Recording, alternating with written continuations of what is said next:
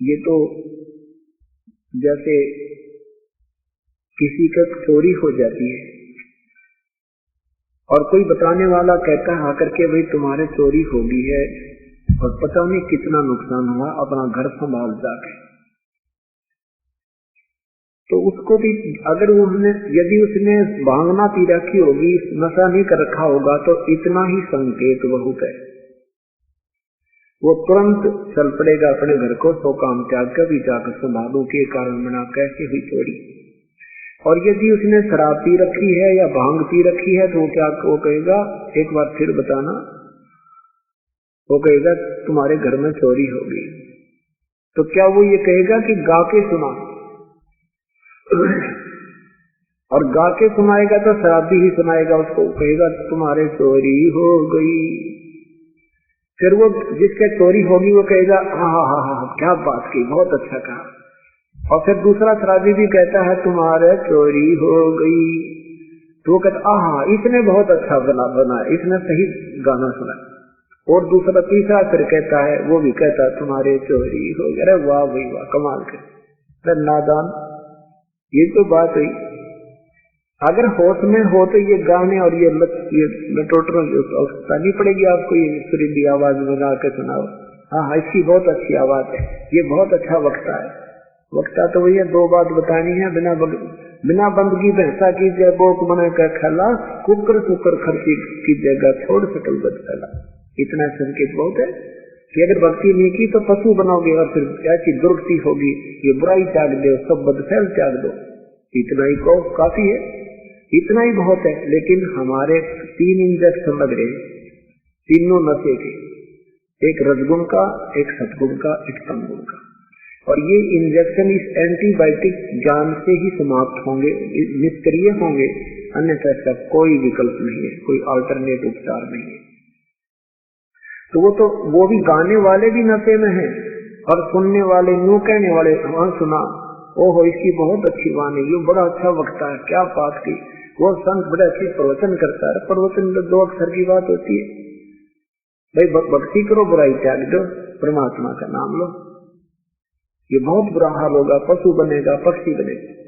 फिर भी संतों ने जैसे पहली क्लास के बालक को सुना समझाया करें, A for apple, B for book, इस तरह के गाने को कहा भी है। बाकी नो नहीं ढोलक बांध के फिर तू सुना, फिर तू सुना। बच्चे अगर कहेंगे इस अध्यापक में अच्छा नहीं गाना था, दूसरे अध्यापक को बुलाओ, वो सुनाएगा हमने ए फॉर एप्पल। तो ये हम कति भक्ति मार्ग से गहरे दूर कर रखे हैं और हमें परमात्मा पाने की रुचि तो है, लेकिन हम उसको दूसरी तरफ से लगा देते हैं, फिर हम उनकी तरफ देखने लग जाते हैं, अब के वो गाना बढ़िया गाएगा, अब वो अच्छा गाए। ऐसे हमने देखा 10-10 बैठ जाया करते एक सटेज लाकर, एक उससे बढ़िया गाने की चेष्टा करता, प्रशंसा के पात्र होने के बाद फिर दास ने देखा ये सब ड्रामा हो रहा है। फिर संतों की वाणी पढ़ी उन्होंने, फिर क्या बताया हमारे को, फिर उस आधार से इनकी गाइडलाइनों पर दास चला तो सफलता प्राप्त हुई। इस प्रकार आप 2 अक्षर की बातें होती है, स्वयं पढ़ो और स्वयं पढ़कर इन वाणी को फिर आपकी आंखों में आंसू आएंगे, स्वयं आप महसूस करोगे तो आनंद आएगा। दूसरी आपने तो फिर उनकी सुरीली आवाज प्यारी लग रही है, आपको ये नहीं मालूम उस वाणी में कहा क्या है। आपको तो उनका वो अलगोजा अच्छा लग रहा है, वो हारमोनियम जो उसने गाने की बड़ी जिसकी सुरीली आवाज है, आपको केवल वो पसंद है, ये नहीं पसंद आपको ये गाने इसमें कहा क्या है। सुलमंदा कर मान कर। तो ऐसे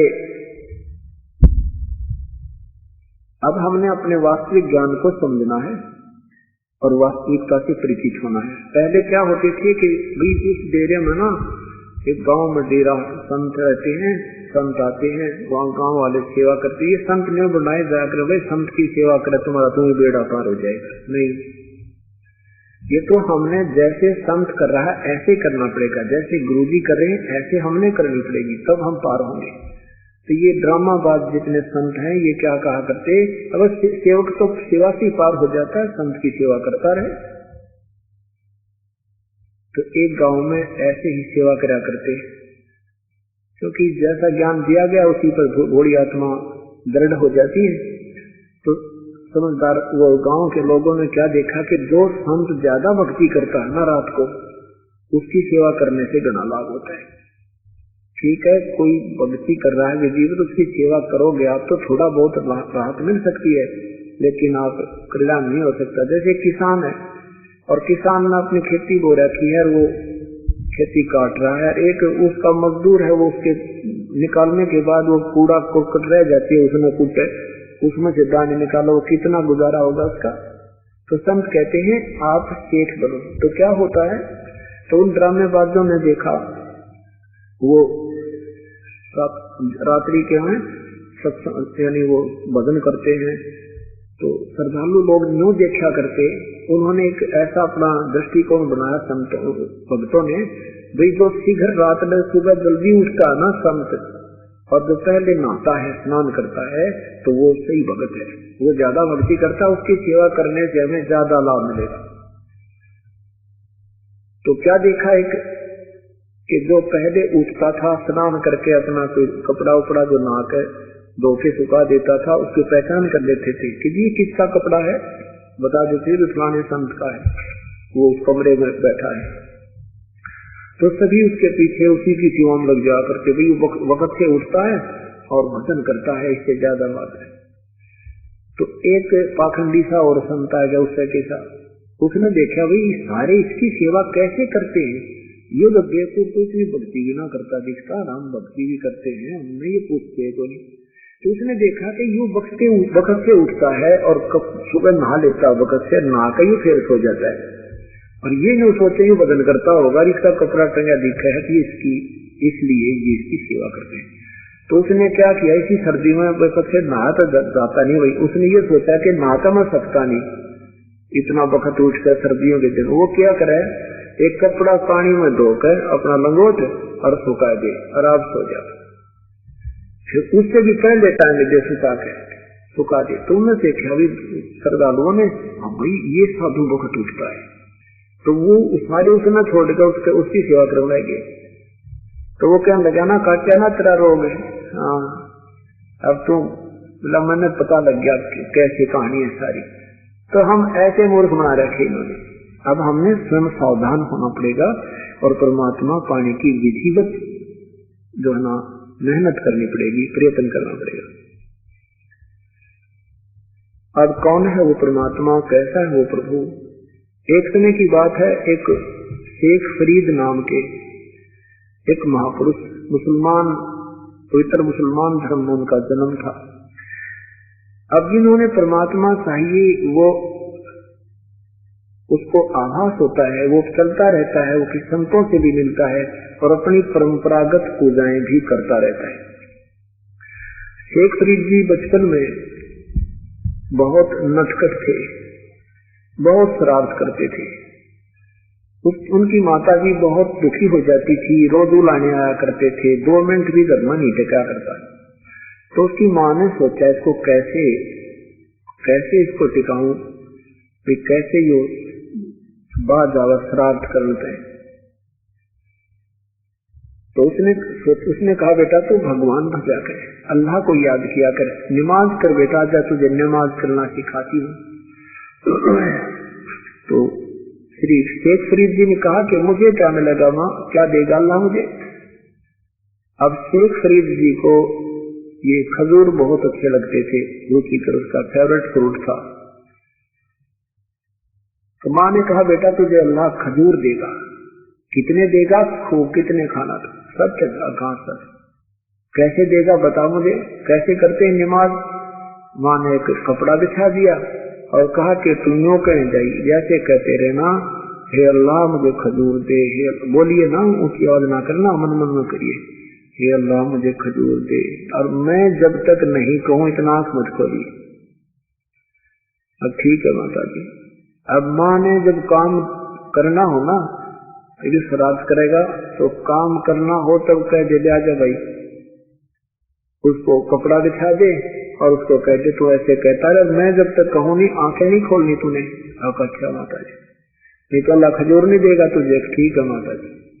अब माँ ने क्या सोचा कि अपना आधा किलो अंगूर मंगा और खजूर मंगा कर रख लिए, लाकर तो खजूर बहुत होते थे पहले, तो वो तोड़ के ला कर रख लिए और उसके आसन के नीचे, कपड़े के नीचे पत्ते में डालकर रखते और अपना काम कर लेना पूरा। फिर उसको कह दे उठ बेटा, उठ ले, तो उठ लिया, आ जाए तो इधर आ जाएगा, उठ ले बेटा, उठ लिया। उसने देखा खजूर तो नहीं मिले, अपनी माँ को उल्हाना देता है कि माँ आप तो झूठे हो, अल्लाह ने खजूर नहीं दिए, अब कभी नहीं करूंगा नमाज में। माँ ने कहा बेटा अल्लाह के ऊपर थोड़ा रखता है, वो तो गुप्त देते हैं, छुपा कर देख, तेरे कपड़े के नीचे तो नहीं रख दिए होंगे। उन्होंने कपड़ा उठा के देखा कि माँ सचमुच, ओहो अल्लाह ने खजूर दे दिए, अल्लाह ने खजूर दे दिए। साथियों को बताता फिर, कूदता फिर, खा वो खा लिए। फिर लोग कहता माँ अब बता फिर कब करनी है वो नमाज। अब माँ ने ठीक है बेटा, जब उसने बता डट जा, बता दूंगी, थोड़ी देर रुक जा। तो जब वो ज्यादा श्राद्ध करता दिखा, उसका काम का समय हो, जब उसकी कदर बिठा दे और थोड़े से खजूर रखती रही। ऐसे सिलसिला 10-5 दिन चला। एक दिन माँ वो खजूर रखने भूल गई, याद ना रहा, याद नहीं रहा तो वो खजूर खाता हुआ आ रहा। माँ ने कहा कि उठ ले बेटा, वो न्यू तक कह दिया उठ ले बेटा, और वो उसको फिर याद आया कि खजूर रखने भूल गई, लेकिन माँ कभी नहीं करेगा। तो उठा, उसने कपड़ा उठाकर देखा और खजूर उठाए और खाता आने लग जाए। कि माता जी ने कहा अरे खजूर कहाँ से लाया तू? वाह भाई वाह, माँ वाह, रोज ही देता अल्लाह मुझे खजूर, अल्लाह खजूर देता है। उसकी माँ हैरान है कि आप तो मना खजूर रखे नहीं इसके लिए। नौकरी है भगवान, हे परमात्मा, अपना बड़ी रखी, बड़ी हो मेरी इज्जत रखी, और यू कत्ती नहीं मानना उधर नहीं, तो अल्लाह खजूर मिलता। कहने का भाव ये है कि ये कुछ पिछले संस्कार थे उस प्यारी आत्मा के। अब उसको इतना दृढ़ विश्वास हो गया जब अल्लाह खजूर दे सकता है तो भगवान अल्लाह तो सब कुछ दे सकता है। इस उद्देश्य से संतों ऋषियों के पास जाने लगा। उनको एक अनाड़ी सा संत टकरा गया मुसलमान धर्म में, एक फकीर फकड़, और वो उसने भगवान की प्राप्ति तप से मान रखी थी। अब ये बातें ज्ञान की तो ये संत ऐसी गजब की बातें सुना देते हैं, आत्मा को खींच लेते हैं और आत्मा में प्रेरणा भी पूरी भर देते हैं, पर वे ऑफ वर्शिप बिल्कुल गलत होती है। अब यही चक्कर पड़ा रहा, साधकों की कमी नहीं, परमात्मा चाहने वालों की कभी कमी नहीं, परंतु मार्ग की त्रुटि रहेंगी। अब शेख फरीद ने घर भी त्याग दिया परमात्मा के पाने के लिए, उस संत की बातों सुनकर। संत जी ने तपस्या आधार बता दी, बेटा जितना कष्ट फरीद को दोगे उतना भगवान निकटाएगा, अल्लाह निकटाएगा। अब जैसे गुरुदेव ने तपस्या और तपस्या से, तप से, घोर तप से, हठ योग से प्रभु पाना बताया था, तो संत ने भक्तों ने शुरू कर दिया। एक आश्रम में 4-5 दिन रहते थे भक्तन, और उनके गुरुदेव हुक्का पिया करते थे, और गुरुदेव इतने आदी थे हुक्के के, खाना खाते ही शाम के समय यदि हुक्का ना मिला और 5 मिनट लेट हो जाए तो डंडा उठाकर उन सेवकों का डंडे ठोका करते। सेवकों ने अपनी ड्यूटी ला रखी थी, आज सोमवार को तेरी ड्यूटी, रविवार को तेरी, मंगलवार को तेरी, ऐसे सबने बांट रखी। और उधर से शेख फरीद जी अपने गुरुदेव की हर आज्ञा का पालन करते थे। और शेख फरीद जी वैसे तो संत को सारे बच्चे अच्छे लगते हैं, लेकिन हर एक दूसरे के मन में ये हो गया कि सुरगुरु जी जो है शेख फरीद को ज्यादा प्यार देते हैं, और भाई इसको गुरुदेव के हृदय से उतारना चाहिए। उन्होंने इस ईर्ष्यावश जिस दिन शेख फरीद की ड्यूटी आई सेवा की, और उस दिन उन्होंने शेख फरीद पहले अग्नि तैयार करता था हुक्का बनाने खातिर, कभी उल्हाने में नहीं आया था कि गुरुजी कभी ऐसी गलती नहीं करता था जिससे वो नाराज हो जाए। पहले अग्नि तैयार करके और खाने के समय खाना बना के और गुरुजी को खिलाने के लिए चला गया। पीछे से उन दूसरे सेवकों ने उनकी अग्नि बुझा दी, आग बुझा दी, तो पानी डाल दिया। कुछ वर्षा का मौसम था, तो उसने आकर देखा भी गुरुजी को, तो निश्चिंत था कि खाना अब बर्तन रखते ही हाथ धोकर ही भर लाऊंगा हुक्का।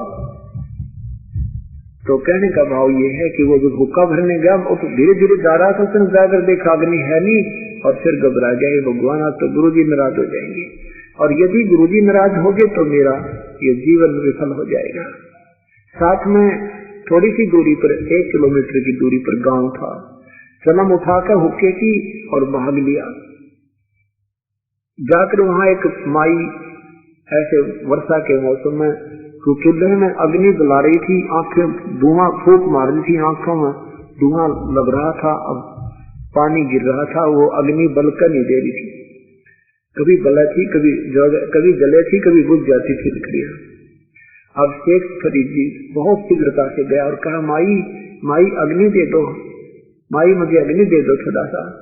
माई ने कही, फू कर रही थी, जो बोली अग्नि वैसे नहीं बोलती, आंख फुड़वा ले, आंख फुड़वा रही मैंने, तू भी फुड़वा ले अपनी आंख, जब आग मिलेगी। तो शेख फरीद ने कहा, कौन सी आंख फोड़ दूं, मुझे अग्नि दे दे भाई, मेरे गुरु जी रुष्ट हो जाएंगे, हमारी अग्नि एकदम आग बुझ गई, और आज तक मेरे पे ऐसी गलती हुई नहीं थी माई ने। बोला तू आंख फुड़वा ले अपनी, ऐसे आग में लाकर रखी था। एक अजीब बहन अनजान ने ऐसी बात की, बोला माई ले जनता देख आंख में अपनी में एक में और काट के दे दी, मुझे अग्नि दे दे माई, मेरा आज कितना ठिकाना नहीं है जब मेरे गुरु जी रुष्ट हो गए। माई ने देखे महाराज जी ने आंखें काट दी, वो भी घबराई। अब महाराज जी डाल ले इसमें, उसको पता था कि वो संत जो सिद्धि वाला जिसका स्टेस है और उसको पता चलेगा तो उसने शराब ना दे दी, वह डर गई। उसने वह चूल्हे में अग्नि दे दी, अग्नि डालकर कलम भरकर और फिर भाग लिया। पहली आवाज गुरुदेव ने लगा दी थी, अरे शेख फरीद हुक्का ला भाई। 1 मिनट के बाद फिर लगाई, रे शेख फरीद।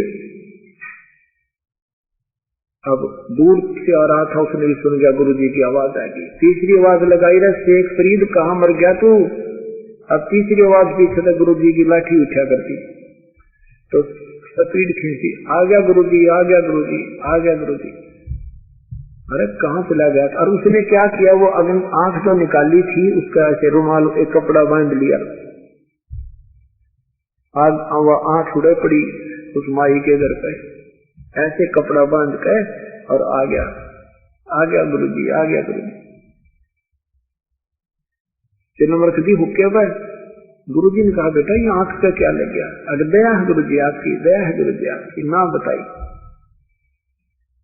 मैं सोचा बालक है को लगी हुई छोटी मोटी, वो तो पी का हुक्का, गुरुजी का सो गए। अब माई में रात में नींद आई ना, और क्या तो बात बिगड़ गई। वह माई सवेरे वक्त से उठ के और वो एक मटके के ढक्कन था उसमें रख कर आंख में और उस गुरु जी के पास आएगी, महाराज जी मेरे को गलती हो गई, आपका शेष अग्नि लेने गया था और मैंने ऐसे ऐसे कह दिया और इसने आपके शेष में आंख ही निकाल कर दे दी। तब उस गुरु जी ने सोची रहे, ये तो पट्टी न्यू बांध रहा था भाई। वो शेख फरीद बुलाया, कहने लगा, बेटा क्या हो गया, आपकी रजा है गुरुदेव, आपके रहते क्या हो सका आपके दास के। अरे ये पट्टी खोल, तू पट्टी खोली तो आंख नो की नो पाई, पर थोड़ी सी छोटी होगी। और वो माई लिए खड़ी वहां पर, तब जान गया, सीने से लगा लिया और शेख फरीद को गुरुदेव ने, अब बेटा धन्य तेरी मां ने जिससे तेरा जन्म हुआ। अरे इतनी कुर्बानी अपने गुरुदेव के लिए, अभी आपकी रजा है प्रभु, आपके बच्चे हैं हम, तो हम क्या कर सकते हैं। ऐसे ऐसे गलती होगी, मैंने आग तो बनाई थी गुरुजी, पता नहीं कैसे गुजरी वो, फिर मैं दूर जाना पड़ा और मुझे सोचा कि मेरे गुरुजी नाराज ना हो जाए, मेरा तो जीवन ही विफल हो जाएगा। इसलिए माई ने ये कह दिया कि आग ऐसे थोड़ी मिलती है, आंख फुड़वानी पड़ती है। मैंने सोची ले आंख फुड़वा दूं, आंख फोड़ने से मेरे गुरुजी प्रसन्न रह जाए, रात अग्नि मिल जाए, तो इससे बड़ी और क्या चीज होगी, आपका ही तो शरीर है। अब पुण्यात्मा ये सोचना, परमात्मा के नाम पर जो प्राणी लगा है उसको कुछ ना कुछ क्रेडिट अवश्य मिलता है, और इसी कारण से ये भक्ति अभी भक्ति की भी चाह बनी हुई है, लेकिन कल्याण नहीं हो पा रहा। ऐसे महापुरुष संत सिद्धक साधक सिद्ध कि जिसके शिष्य की आंख भी पूरी होगी लेकिन मुक्ति का मार्ग फिर भी शेष था, फिर भी अधूरा था। कुछ दिनों के बाद वो संत जी प्राण त्याग गए और उस लड़के ने, उस शेख फरीद ने सोचा भी गुरु जी ने कहा है कि परमात्मा पाने के लिए कठिन तप चाहिए, तो उसने कुएं में ऊपर एक वृक्ष की टहनी का रस्सी बांध कर और एक कुएं में लटक जाया करते थे। उल्टे पैरों पर रस्सी बांध के उल्टे लटक जाते थे और गहरे कुएं हुआ करते थे, नीचे चले जाते, पानी से ऊपर रहते थे। और कहते हैं 12 वर्ष तक कुएं में ऐसी साधना करते रहे, उल्टे लटक लटक, और 12 वर्ष में 1.25 मन अन्न खाया, अर्थात 50 किलो अन्न आहार किया। तो 12 वर्ष में 365 दिन होते हैं और 12 से गुणा करके देखो, और फिर रोजाना की औसत निकालो, 10 मेरे ख्याल में 10 ग्राम भी नहीं बनता, इतना आहार करा। ऐसा अल्प आहार करने से शरीर सूख गया, कति कांटा सा बन गया और परमात्मा के दर्शन हुए नहीं। इतने कमजोर हो गए कि कौवों ने सोचा कि ये संत तो मरने वाला है, ये मरा पड़ा है, बाहर आकर बैठ गए। ऐसे कौवे आ गए और कौवे बैठ के माथे पाके आंख का दिन खाते रहे। शेख फरीद ने सोचा भी शरीर भी अंत होने वाला है और अल्लाह की दीदार हुए नहीं, अल्लाह के दर्शन हुए नहीं, प्राप्ति हुई नहीं, ये भगवान अब क्या बनेगी। तो क्या कहता भी कौवे, एक काम करना, मेरी आंखें मत निकालना, मेरी आंखें छोड़ दो, मेरे शरीर पर की मांस तुम्हें मिले तो उसको खा लो, हो सकता है मुझे कभी अल्लाह रहम करे, मुझे दर्शन दे दे। ऐसे वो बोले तो कौवे उड़ गए और तभी ये जीवित है। अब उसने सोचा यहाँ पे कौवे फिर सताएंगे, उनसे फिर जाकर के कुएं में लुट गया और धीरे धीरे नीचे जाके और इतनी बुरी तरह रोने लग गया, हे भगवान अल्लाह के दर्शन हुए नहीं, शरीर अंत होने वाला हो गया, क्या त्रुटि रही हमारे अंदर, क्या कमी आई हमारे में। इतने में वो परमेश्वर पूर्ण ब्रह्म उसी कुएं को ऊपर आकर प्रकट हो गए। कबीर देव, कबीर अल्लाह कबीर पूर्ण ब्रह्म। अब परमेश्वर ने आकर के उसकी रस्सी बाहर खींच ली, ऐसे बाहर निकाल दिया जैसे कुएं से पानी निकालते हैं पात्र से।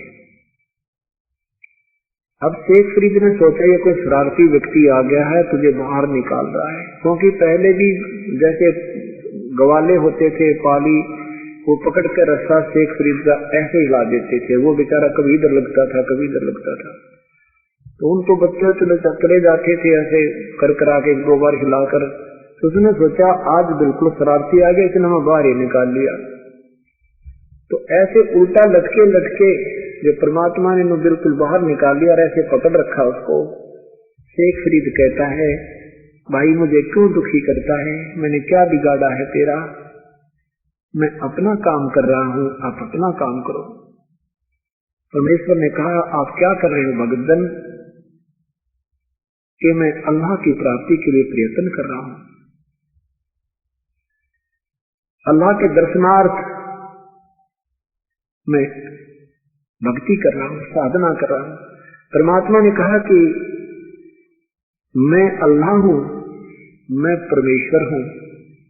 शेख फरीद कहता है संतों के साथ मजाक नहीं करते, परमात्मा को मजाक नहीं बनाना चाहिए, पाप लगता है भाई, आप अल्लाह नहीं हो सकते। परमात्मा ने कहा क्यों, क्या बात है। शेख फरीद ने कहा कि अल्लाह तो बेचून है, वो तो निराकार है, वो आकार थोड़ा ही है। परमात्मा ने कहा फिर आप क्या कर रहे हो कुएं में, आप कह रहे हो कि मैं तो अल्लाह के दीदार के लिए साधना कर रहा हूं, क्या निराकार के दीदार हो सकते हैं। अब शेख तकी और शेख फरीद जी की बुद्धि सिद्धि होगी, रोते रहेगी। परमात्मा कहते हैं कुछ और करते हैं कुछ, आप कहते रहे हो कि परमात्मा बेचून है और फिर उसके पाने की कठिन साधना, उसके दर्शन की प्रयत्न कर रहे हो। आपकी चोरी तो देखो, आप सिद्धांत क्या है, आप कर क्या रहे हो। और शेख फरीद ने सोचा भाई बात तो सही कह रहे हैं कि हम एक तरफ उसको निराकार कर फिर में उसके दर्शन करेंगे। दीदार शब्द नहीं होना चाहिए था तुम्हारी लैंग्वेज में, अगर निराकार भगवान है। कहने लगे भाई सचमुच। उसने सोचा भी भगवान नहीं है यू तो भगवान का जानकार सही है। जब एक के सेकंड में, एक के वचन में मेरी बुद्धि के सारे सीधे सक्रिय हो गए और तेरा गजब हो। एक तरफ निराकार बता रहे हैं तो उसको देखने के लिए हठ योग और शरीर खत्म कर दिया। तो परमात्मा ने कहा भाई मैं वो बाखबर हूँ जो तुम्हारी कुरान शरीफ की सूरत फुरकानी नंबर 25 आयत 52 से 59 में वर्णन है। आपके हजरत मोहम्मद जी का अल्लाह खुद कहता है कि मैं उस परमेश्वर के विषय में कुछ नहीं जानता, उसकी भक्ति विषय में नहीं जानता, लेकिन वो परमात्मा वही है जिसने 6 दिन में सृष्टि हुई, 7 दिन तक सजा बैठा, वो अल्लाह कबीर है और वो अल्लाह कबीर मैं हूँ। अब शेख फरीद ने सोचा अल्लाह नहीं है तो अल्लाह का जानकार अवश्य है। पैर पकड़ लिए ऐसे उठे लटके लटके और कहा मुझे मार्ग बता दे, मैं बहुत भटक चुका हूँ। तो परमात्मा ने कहा कि इस शरीर के साथ क्यों दुश्मनी कर रखी है तुमने। आप आहार करो पर थोड़ा करो। अंजन संयम, अंजन प्रथम अंजन संयम रखे, योग युक्त सब सतगुरु भाके। पहले अन्न और जल का संयम करे, अर्थात कम खावे, घना भी नहीं खावे और इतना कम भी नहीं खावे कि आप इकट्ठी हो जाए कि शरीर भी कुछ करने जोगा ना रहे, और घना भी नहीं खावे कि इसमें अंगड़ाई टूटना जो माइया आलस हो जाए, भक्ति नहीं कर सकता। संयम रख। तो परमात्मा ने उसको कहा कि फल फ्रूट खा और भक्ति कर, फिर आहार कर, फिर थोड़ा कर। परमात्मा उस दिन के बाद वो शेख फरीद अपने उस परमेश्वर के साथ ही रहने लगे और सत भक्ति की और परमात्मा की प्राप्ति की। अब आपको दिखाते हैं कुरान शरीफ में लिखा है कि परमात्मा कैसा है। पहले आपको पवित्र बाइबल दिखाते हैं, क्योंकि पवित्र बाइबल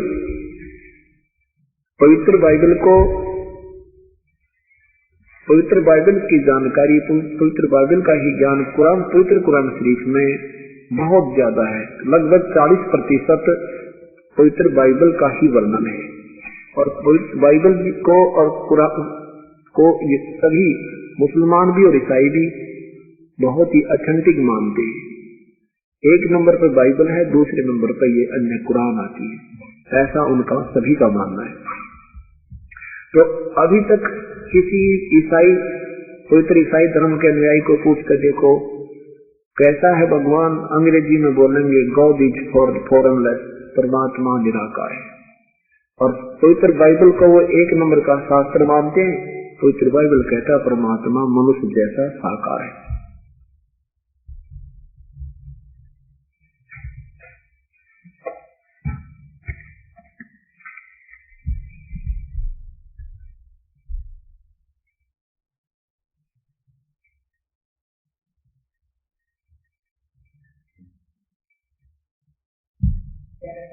अपनी आंखों देखेंगे हम, तब विश्वास होगा कि सचमुच वो परमात्मा साकार है, निराकार नहीं है। पवित्र बाइबल देखिए, उत्पत्ति ग्रंथ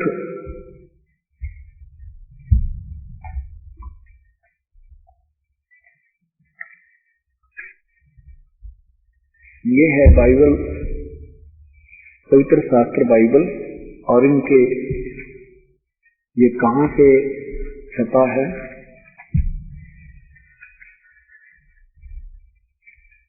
नीचे देखना।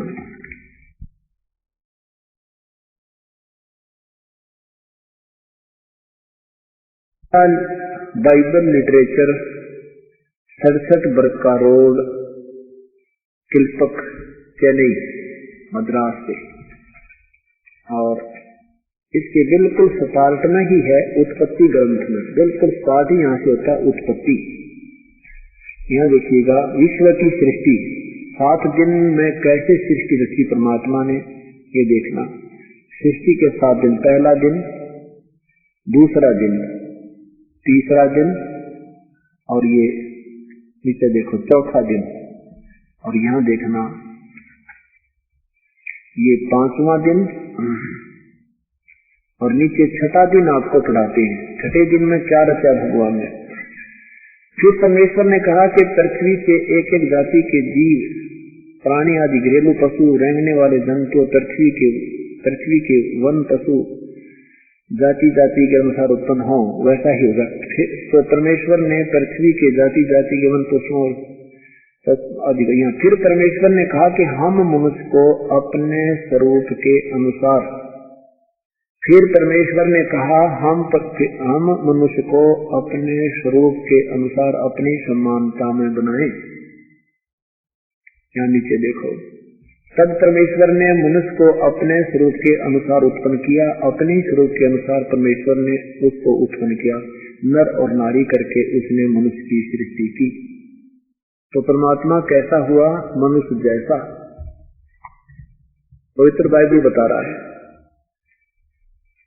अब 6 दिन और 7वें दिन उसने विश्राम किया। 6 दिन में 7वें दिन अल्लाह ने, परमात्मा ने विश्राम किया। 7वां दिन विश्राम का। परमात्मा ने जो भी सेना बनानी थी, आकाश और पृथ्वी, उनकी सारी सेना को बनाना समाप्त हो गया, और परमेश्वर ने अपना काम जो करता था 7वें दिन समाप्त कर दिया। ये तो पवित्र बाइबल ने सिद्ध कर दिया कि जिस परमात्मा ने 6 दिन में सृष्टि रची है, 7वें दिन तकत कर जा बैठा, वो मनुष्य जैसा है। उसका नाम क्या है? ये पवित्र कुरान शरीफ सिद्ध करेगी।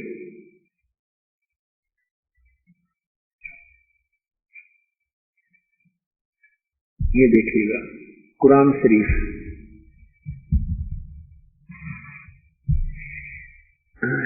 ये है कुरान शरीफ। ये इसमें लिखा है कि यह वह इलामी किताब है जिसमें कोई संदेह की गुंजाइश नहीं, अर्थात जिसमें जो लिखा वो बिल्कुल ओके है और बहुत ही ऑथेंटिक सत्य है। कुरान शरीफ नीचे देखो किसने अनुवाद किया है। शेरवानी संस्करण, लखनऊ किताब घर, मौसम बाग, सीतापुर रोड, लखनऊ में।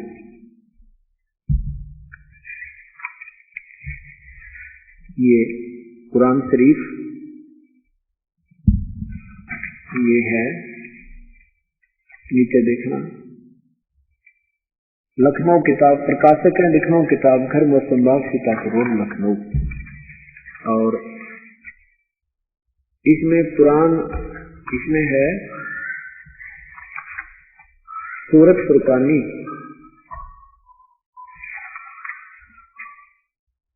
सूरत फुरकानी संख्या 25। यह कुरान शरीफ सूरत फुरकानी नंबर 25, 52 में देखें।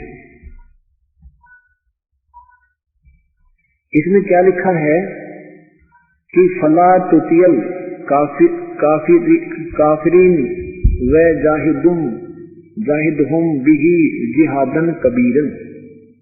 इसका क्या हिंदी अनुवाद किया है इन्होंने कि तो ए पैगंबर, हजरत मोहम्मद जी का खुदा हजरत मोहम्मद जी को कह रहा है कि ए पैगंबर, तुम काफिरों का कहा न मानना, और इस कुरान शरीफ की दलीलों से उनका सामना बड़े जोर से करो। इन्होंने कबीर का ना अर्थ बड़ा कर दिया, कबीरन, जैसे इन्होंने कबीरन लिखा, यहाँ देखना ये कबीरन लिखा, कबीरन, ये कबीर शब्द है। कबीर कहो, कबीरा कहो, कबीरन कहो, खबीरा कहो, इसी का प्रमाण इन्हीं के माध्यम से और देता है। ये कुरान शरीफ कहो से कुरान मजीद कहो, इन दोनों का एक ही अर्थ होता है। और कुरान मजीद यही सूरत फुरकानी इसमें लिखी है।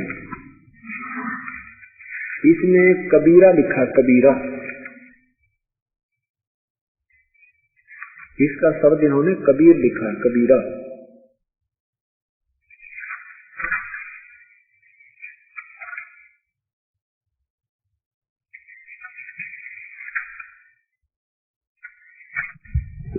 ये कुरान मजीद,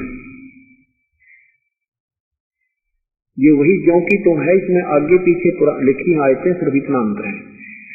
और इसका अनुवादक है तर्जुमा फतेह मोहम्मद खां साहिब जलंधरी, प्रकाशक Mohammad and company, Bombay 59 feet, book depot, Delhi 6 से ये प्रकाशित है।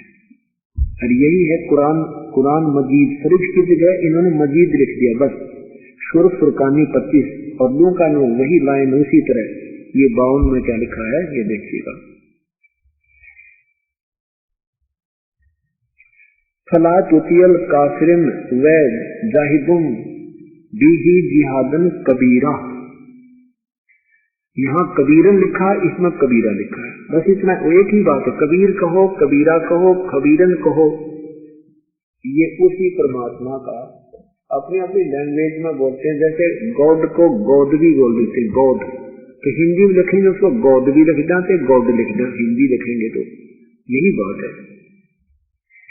तो इसमें क्या कहा है, इसका भावार्थ क्या है कि हजरत मोहम्मद जी का खुदा कहता है कि वो कबीर नाम का परमात्मा है और उसके लिए तू संघर्ष करना। ये अन्य लोग नहीं मानते कि कबीर अल्लाह है, पूर्ण परमात्मा है, लेकिन मैं जो तुझे कुरान शरीफ में बता रहा हूँ उस पर भरोसा रखना, मेरी बातों पर, इनकी बातों में मत आना। और आगे देखो ये वही है, आगे ये है, इसमें यहाँ लिखा है 58 में खबीरा लिखा है और इसमें खबीरन, ये वही कबीरा कहो से खबीरा कहो, एक ही बात है, कबीर कहो। तो इसकी यहाँ हिंदी की है,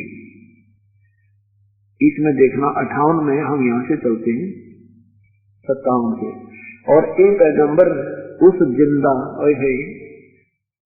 अब कबीर परमात्मा हजरत मोहम्मद जी को भी जिंदा महात्मा के रूप में मिला था, लेकिन हजरत मोहम्मद जी पहले बहुत डरा धमका दिए गए थे इस काल के फरिश्ते जबरील के द्वारा, तो वो डरते ने वहां सतलोक में जाना रहना पसंद नहीं किया।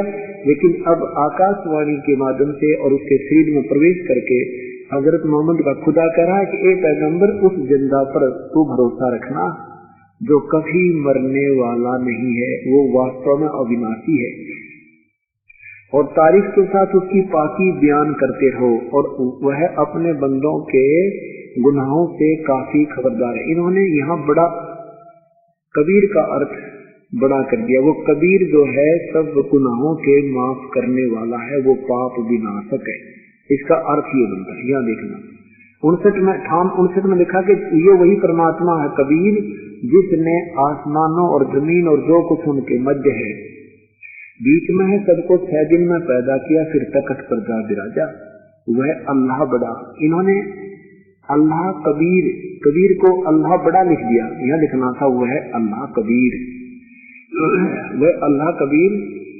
रहमान है, दयालु है। और तो उसकी खबर किसी बाखबर अर्थात तत्वदर्शी संत इलम वाले से पूछ देखो। अब क्या क्या क्या बात है समझने की इसको। इसमें क्या कहा है कि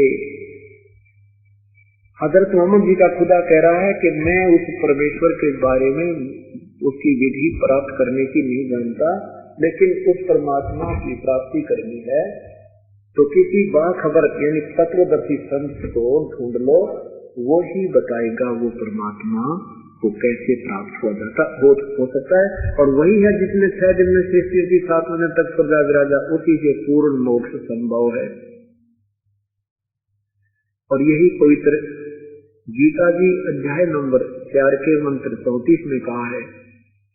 गीता बोलने वाला प्रभु कह रहा है कि हे अर्जुन, तो उस परम उस तत्व ज्ञान को संबंध मैं जो अपने बारे में बता रहा हूँ उसको भी तू जान ले, लेकिन उस परमेश्वर के विषय में मैं नहीं परिचित हूँ। उसके विषय में किसी तत्वदर्शी संत को की खोज कर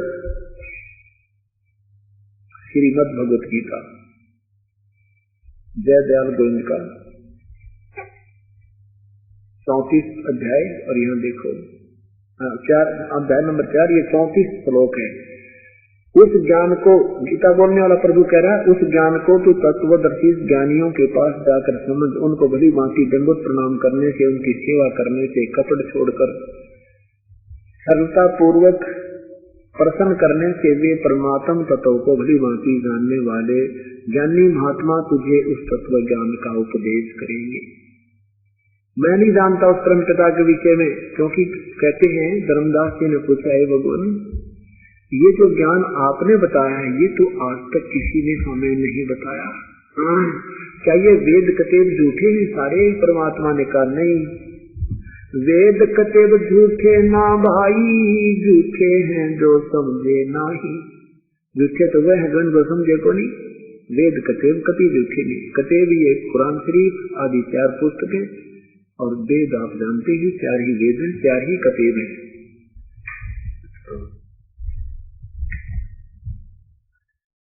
अब ये तो 2 पवित्र धर्मों के सदग्रंथों ने मिलजुल कर सिद्ध कर दिया कि परमात्मा सह शरीर है, उसका नाम कबीर है, और शरीर भी उसका मनुष्य सदृश है। अब आपको दिखाते हैं पवित्र यजुर्वेद में परमात्मा सह शरीर है, उसका नाम कबीर है, और वो सारे ब्रह्मांडों का रचनहार है।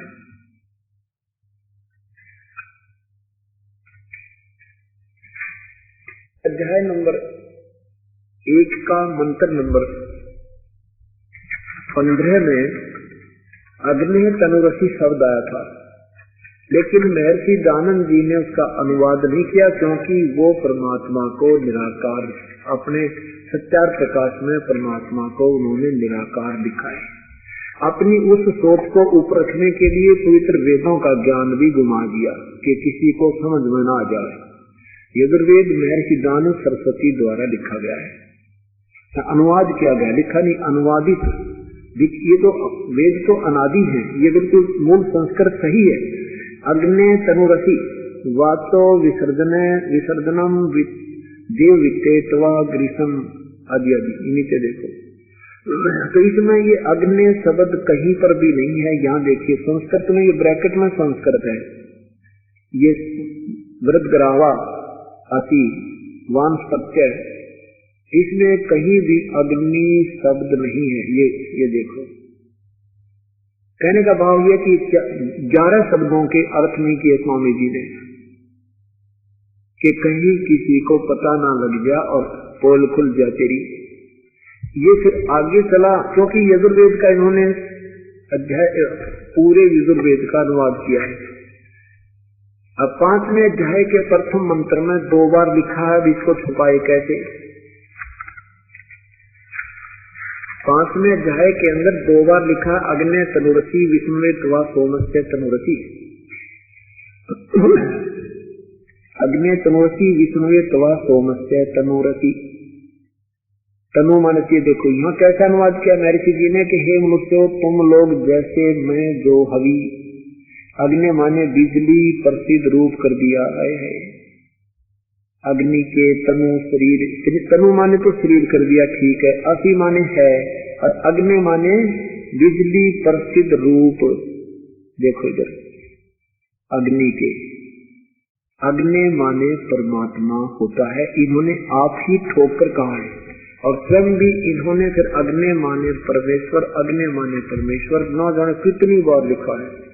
और जहाँ पर लिखना था अग्नि माने प्रभु, वहां चूक गए, वहां लिखा ही नहीं, जानबूझ कर नहीं लिखा। ये देखो, इन्हीं के द्वारा अध्याय नंबर प्रथम के मंत्र नंबर 5 में अग्नि माने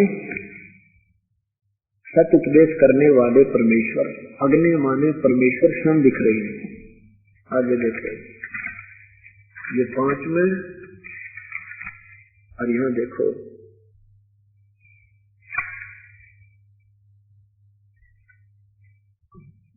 अग्नि माने जगदीश्वर, और इस शब्द का इन्होंने 3 अग्नि माने परमेश्वर, इस शब्द का ये 5वां ये है अध्याय नंबर प्रथम का 11 नंबर मंत्र को 3 बार में किया है। ऐसा भी कर सकते हैं, इसका अनुवाद ऐसा भी कर सकते हैं। तो 2 बार तो इन्होंने अग्नि माने परमेश्वर लिखा, जगदीश्वर परमेश्वर लिखा, और तीसरी बार लिखा है अग्नि माने तीसरा, ये तीसरा पक्ष ऐसे मैं ये नीचे देखो, अग्नि माने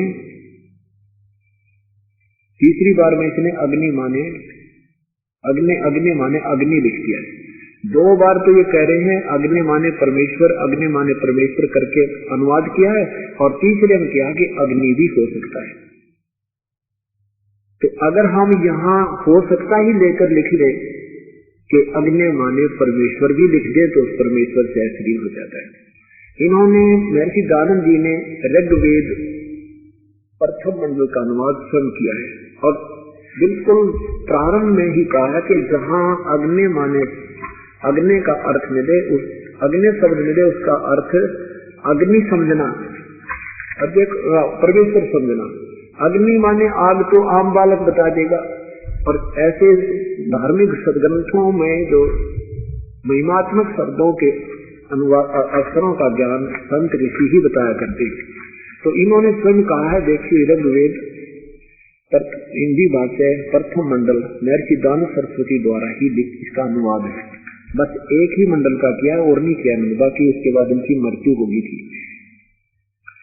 प्रथम मंडल इन्होंने क्या लिखा है यहाँ, अग्नि शब्द के, क्योंकि अग्नि शब्द से प्रारंभ होता है, ऋग्वेद अग्नि शब्द से प्रारंभ होता है। यहाँ देखना, यहाँ अग्नि शब्द के 2 अर्थ करने में प्रमाण है कि इस ऋग्वेद के मंत्र से यह जाना जाता है एक सद ब्रह्म के अग्नि, इंद्र आदि अनेक नाम है, तथा इस यजुर्वेद के मंत्र से ये अग्नि आदि नामों से सचिदानंद आदि लक्षण वाले ब्रह्म को जानना चाहिए। यानी अग्नि माने परमात्मा ही माने। आगे देखो, इत्यादि सतपथ ब्राह्मण के प्रमाणों से अग्नि शब्द ब्रह्म और आत्मा इन दोनों का अर्थवाची है।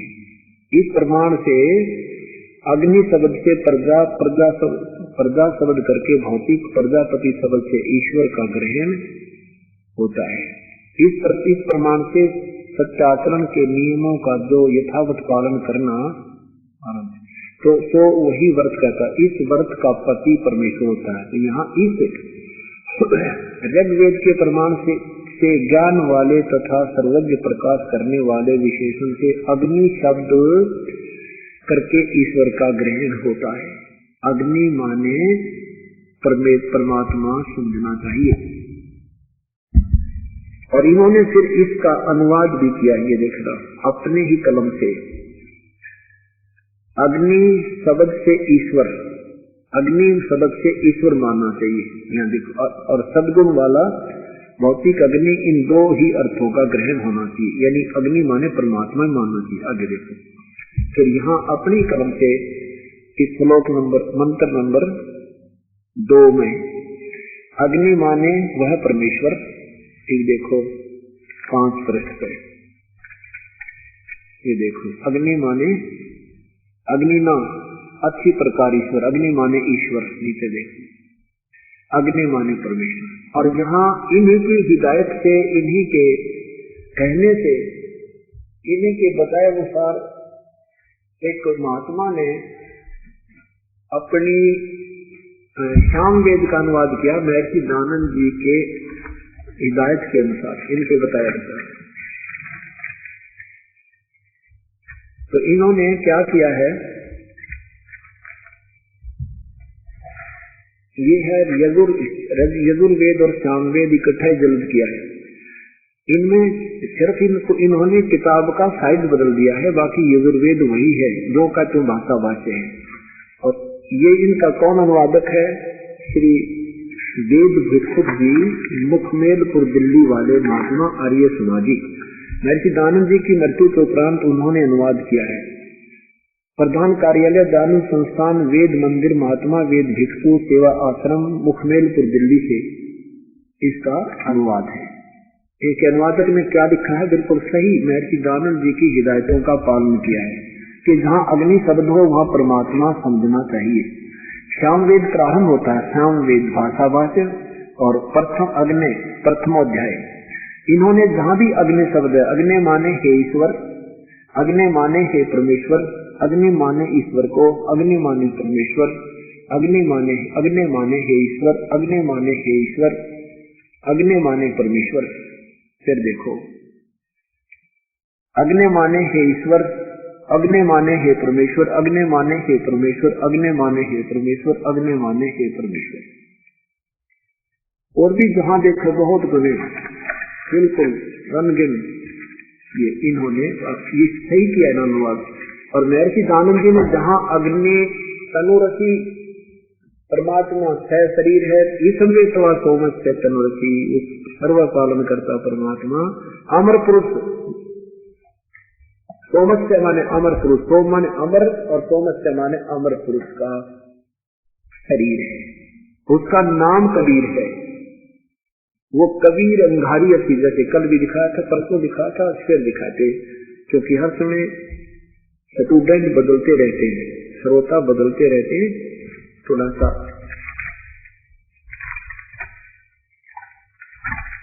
हमें ज्ञान हो जाए फिर हम मार नहीं खाएंगे कभी भी आजीवन, बल्कि कई पीढ़ी तक सुख हो जाएगा अपना। इन भ्रमित करने वाले संतों से पीछा छूट जाएगा अपना। ये देखिए 32वां अध्याय है ना, 5वें अध्याय का 32वां मंत्र है। इसमें लिखा है कि कबीर अंगारी अति, यजुर्वेद महर्षि दान सरस्वती जी द्वारा ही अनुवादित है। लेकिन हम मूल संस्कृत को हम भी देख सकते हैं, कोई जरूरी नहीं होता। अध्याय नंबर 5 का 5वां अध्याय मंत्र नंबर 32 संस्कृत देखेंगे मूल पहले। उसी बसी कबीर अंगारी अति, कबीर हम इसे कबीर बोल देते हैं, जैसे हम वेद को वेद कह देते हैं। और कबीर, यहाँ कबीर अंगारी अति, अंगारी माने अंग माने पाप, हरि माने शत्रु। कबीर जो है वो पापों का शत्रु है, कबीर परमात्मा। बम्भारी माने बंधनों का शत्रु, देखना ये है। अंगारी माने खोटे चलने वाले जीवों के शत्रु कवि। इन्होंने रैक हटा कर और 2 अपसर्ग लगा दी, बिंदी लगा दी। अगर हम इस यजुर्वेद की का ये रे हटा दें और यहाँ 2 बिंदी ला दें तो भी इस पवित्र पुस्तक का ही बोध होगा। जहाँ ये लिखा होगा यजु भी अगर लिख देंगे, यजुहु, जैसे अपसर्गों को हम रे भी बोलते हैं, जैसे निर अक्षर, उसको नि अक्षर या निर अक्षर दोनों ही बोल सकते हैं। तो यहाँ जहाँ कवि लिख दिया है, इसको कबीर अगर ऐसा भी लिखेंगे तो भी हिंदी में हम इसको कबीर बोलेंगे। वो कबीर परमात्मा है। वो यहाँ लिखना था वह पाप, ये देखना अंग माने पापों का शत्रु, कबीर असी, वो कबीर है। बस असी माने है, ये लिख ही रहे हैं, वो कबीर है। इन्होंने अर्थ कर दिया कवि का, कबीर कान पर जय कर दिया। और वो कहाँ बम्भारी, देखो बम्भारी माने बंधन के शत्रु। हम बंदी छोड़ कर रखे हैं, एक ही बात जो बंधनों से शुरुआत है वो बम्भारी। रतधामा, रतधामा माने सतधाम युक्त है। वो सतधाम माने सतलोक युक्त, सतलोक वाला, सतलोक सहित, यानी अर्थात सतलोक में रहता है। सवर ज्योति स्वयं प्रकाशित, इसने अंतरिक्ष को प्रकाश करने वाला और नहीं। सवर ज्योति स्वयं प्रकाशक, प्रकाशित अपने शरीर में, उनके शरीर में स्वयं ही प्रकाश है। वो परमात्मा पूर्ण है। आज दिन में आपने सुना था कि आदरणीय नानक साहब जी ने अपनी अमृतवाणी में लिखा है कि फाई सूरत मुलुक की वेश, ओ ठगवाड़ा ठगी देश, खरा सियाना बोता वाली ध्यान करो रहा करता है। अब आपको प्रत्यक्ष दिखाते हैं।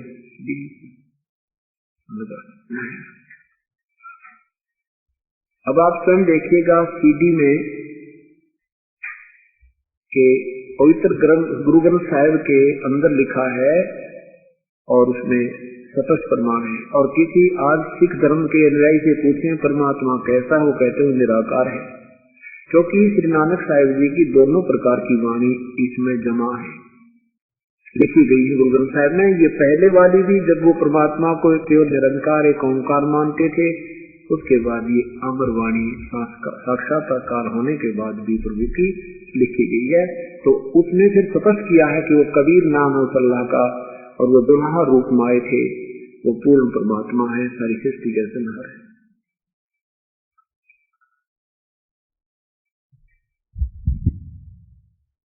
देखिएगा श्री गुरु ग्रंथ साहिब जी प्रश्न नंबर 24 पे राग श्री, ये है श्री राग महला पहला घर 4। ये 28 नंबर समाप्त हो जाता है, सब 29 में प्रारंभ होता है। यह देखिएगा, एक सवान दुई सवानी नाल बलके भुकही सदा बियाल कोड छुरा मूठ मुर्दार। ये धानक, ये देखो धानक रूप रहा करता है।